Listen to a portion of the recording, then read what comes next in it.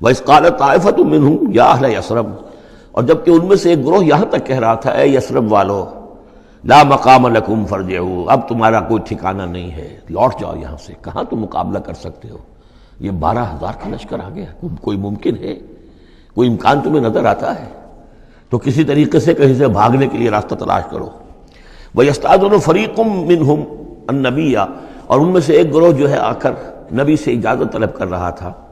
یقولون ان بیوتنا عورا، اور وہ کہہ رہا تھا کہ ہمارے تو گھر کھلے پڑے ہوئے ہیں،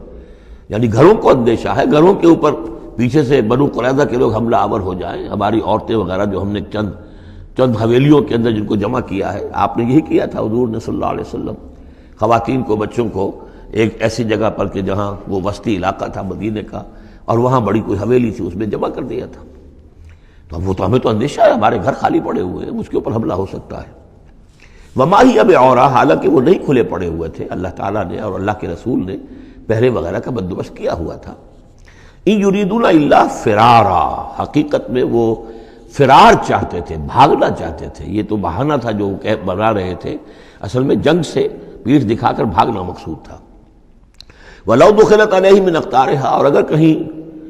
داخلہ ہو ہی گیا ہوتا دشمن کا اس مدینے کے اندر اس کے چاروں طرف سے، ثُمَّ يُسْئِلُ الْفِتْنَةَ، اور پھر ان سے مطالبہ کیا جاتا فتنے کا، یعنی ارتداد کا۔ اگر یہ مشرکین کی فوجیں جو ہیں کہیں خدا نہ خواستہ مدینے میں داخل ہو جاتی اور اب وہ کہتی کہ یا تو مرتد ہو جاؤ اور یا آپ تمہیں قتل کرتے ہیں، تو وہ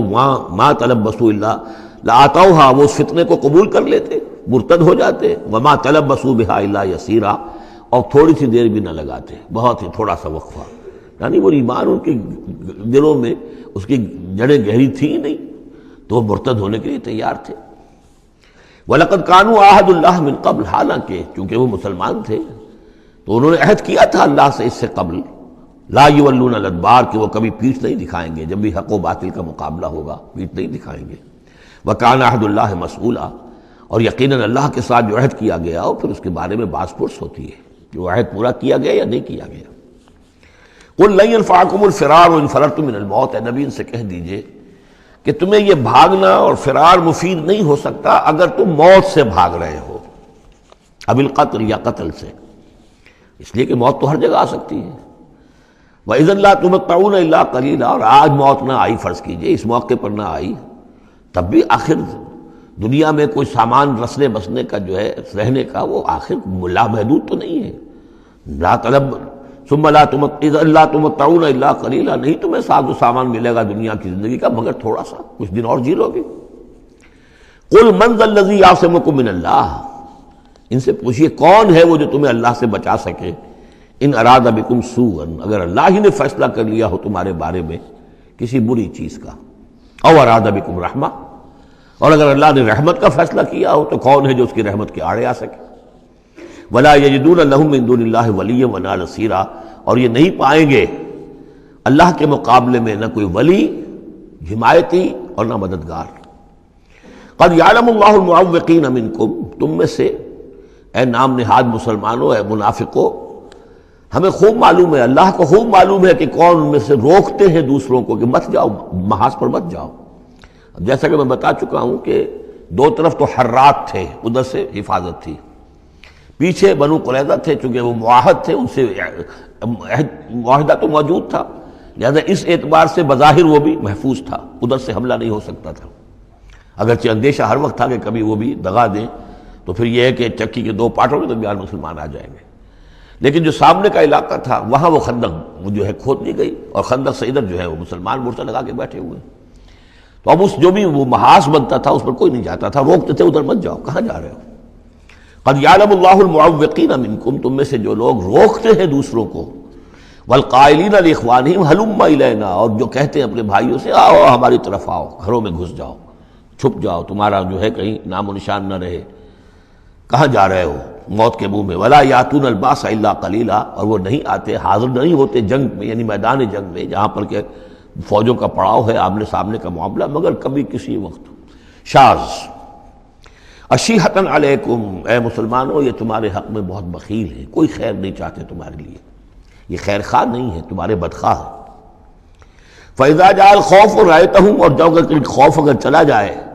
یہ لشکر چلے جائیں، یہ خوف کی کیفیت ختم ہو جائے، رَأَيْتَهُمْ يَنظُرُونَ، اذا جاء الخوف، جب خوف آتا ہے، خوف کی کیفیت پیدا ہو جاتی ہے،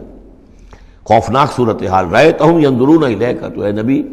آپ ان کو دیکھتے ہیں کہ آپ کی طرف ایسے دیکھ رہے ہوتے ہیں، تدور اعینہم کالذی یغشی علیہ من الموت، کہ ان کی آنکھیں ایسی پھرتی ہیں جیسے کہ اس شخص کی آنکھ پھرا کرتی ہے کہ جس پر موت کی غشی طاری ہو رہی ہو، کیونکہ اب مرحلہ آ گیا خطرے کا، پھر جنگ ہے، پھر جانا پڑے گا، پھر وہی ساری صورتحال، سارے اندیشے، سارے خطرات، تو گویا کہ ان کو موت کی غشی اور نزع کی کیفیت کی میں جو ہوتی ہے، آنکھیں جس طرح کے پتھرا جاتی ہیں یا پھرتی ہیں، اس طریقے سے تدور اعینہم کالذی یغشی علیہ من الموت۔ فَإِذَا ذَهَبَ الْخَوْفُ، اور جب خوف چلا جائے، ختم ہو جائے، یعنی وہ صورتحال جیسے کہ بعد میں ہو گئی کہ چلے گئے لشکر، جب چلے گئے تو اب ان کا طریقہ کار کیا ہے؟ وَإِذَا ذَهَبَ الْخَوْفُ سَلَقُوكُم بِأَلْسِنَةٍ حِدَادٍ، اب وہ تم پر پل پڑتے ہیں اپنی لوہے کی زبانوں کے ساتھ، یعنی زبانیں قینچیوں کی طرح چلنی شروع ہو جاتی ہیں، مسلمانوں پر تنقید بھی ہے، اپنے ایمان کا اظہار بھی ہے، چرب زبانی بھی ہے، تو حداد لوہے کی جیسے ان کی زبانیں لوہے کی ہوں، تو ہمارے محاورے میں قینچی کی طرح زبان کا چلنا۔ سلق جو ہے عربی محاورے میں، عربی لغت میں آتا ہے بسطن بقہر اما بالید او باللسان، کسی کے پر حملہ آور ہونا یا ہاتھ سے یا زبان سے۔ تو سلقوکم بالسنۃ حداد اشیۃ علی الخیر، اور پھر جو بھی کوئی مال غنیمت ہوگا اس کے اوپر یہ ایسے ہوں گے، جھکے پڑیں گے کہ مال سارا ہمیں ہی مل جائے۔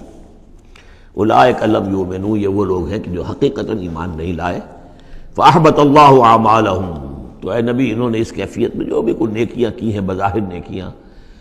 آپ کے امامت میں نمازیں بھی تو پڑھی ہیں نا انہوں نے، آخر مدینہ منورہ میں وہ نمازیں پڑھتے تھے منافق، کس کی امامت میں؟ محمد رسول اللہ کی امامت میں، کس مسجد میں؟ مسجد نبوی میں، لیکن ان کے سارے اعمال حبط ہو گئے۔ فاحبط اللہ اعمالہم، اللہ نے ان کے تمام اعمال اکارت کر دیے۔ وَكَانَ ذَلِكَ عَلَى اللَّهِ يَسِيرًا، اور یہ چیز اللہ پر بہت آسان ہے۔ يَحْسَبُونَ الْأَحْزَابَ لَمْ يَذْهَبُوا، جبکہ جا چکے ہیں لشکر، ان کا حال یہ ہے کہ ان کے اوپر ابھی تک خوف طاری ہے، جیسے ہوتا ہے کہ کسی بڑے حادثے کے بعد بھی بہت دیر تک اعصاب کے اوپر جو ہے وہ ایک طرح کی کپ کپی طاری رہتی ہے، انسان کے سنسناہٹ سی رہتی ہے، اتنا بڑا حادثہ ہوا ہے۔ يَحْسَبُونَ الْأَحْزَابَ لَمْ يَذْهَبُوا، یہ سمجھتے ہیں کہ وہ گئے نہیں ہیں، کہیں ادھر چھپ گئے ہوں، کہیں پھر دوبارہ آ رہے ہوں، کہیں حملہ دوبارہ تو نہیں کر رہے ہیں، یہ کوئی ان کے ٹیکٹیکل موو تو نہیں تھی کہ ذرا پیچھے ہٹ کے پھر حملہ آور کریں۔ يَحْسَبُونَ الْأَحْزَابَ لَمْ يَذْهَبُوا، یہ سمجھتے ہیں کہ وہ لشکر گئے نہیں ہیں۔ وَإِن يَأْتِ الْأَحْزَابُ، اور اگر کہیں دوبارہ وہ لشکر جو ہیں، وہ فوجیں جو ہیں دوبارہ کہیں حملہ آور ہو جائیں، يَوَدُّوا لَوْ أَنَّهُمْ بَادُونَ فِي الْأَعْرَابِ، تو ان کی بڑی خواہش ہوگی کاش کہ ہم مدینے کو چھوڑ کر کہیں ریگستانوں میں چلے گئے ہوتے، اور کہیں نخلستانوں میں جا کر آراب کی حیثیت کے ساتھ ہم ان کے ساتھ چلے گئے ہوتے، بادیہ نشینوں کے پاس۔ یسألونک عن انبائکم، اور وہاں سے اے مسلمانوں تمہاری خبریں معلوم کرتے رہتے، اب کیا ہوا، اونٹ کس کروٹ بیٹھا۔ وَلَوْ كَانُوا فِيكُمْ مَا قَاتَلُوا إِلَّا قَلِيلًا، اور اگر یہ تمہارے درمیان موجود بھی رہے تو قتال میں تو حصہ نہیں وہ لیتے مگر شاس دکھانے کے لیے، خانہ پوری جسے ہم کہتے ہیں۔